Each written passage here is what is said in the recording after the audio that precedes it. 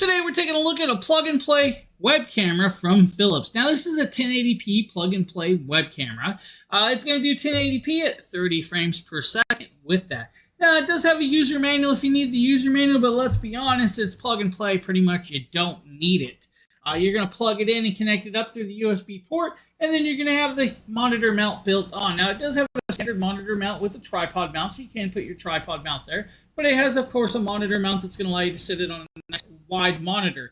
Now, if this is a curved monitor, I would have wished that this back piece moved and pivoted a little more to make it a tighter fit. Now, you do have a nice long length of cabling that's going to allow us to connect it up and pair it up, of course, to this. We're going to connect it to the front hub of my PC that's got a good, and we're going to then switch it over to this actual camera. Now, if you guys give me a second, we'll be right back with this camera in action. Okay, we are now on this camera. We are actually plugged in and we are using it. Now, the first thing you're going to be greeted with is that ultra bright or washed out look or coloring.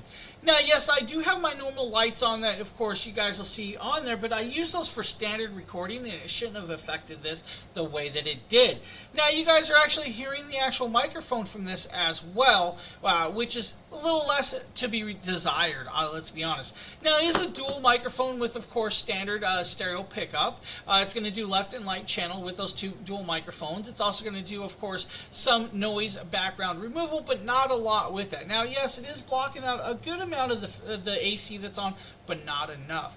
Now, this could technically be a little bit better than your standard laptop camera. Now, you probably could go into some settings of your recording settings and adjust out a lot of the stuff from your filters or your properties with this.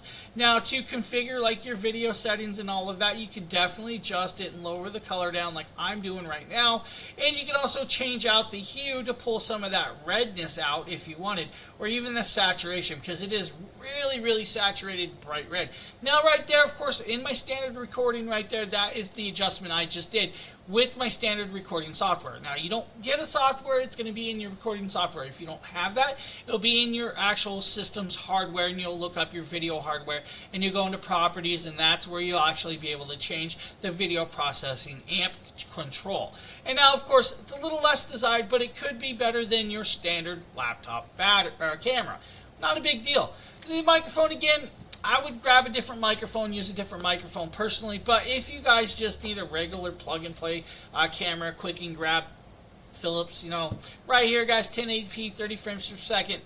A little less desired than what I would go with my standards, but hey, you guys be the judge on that one.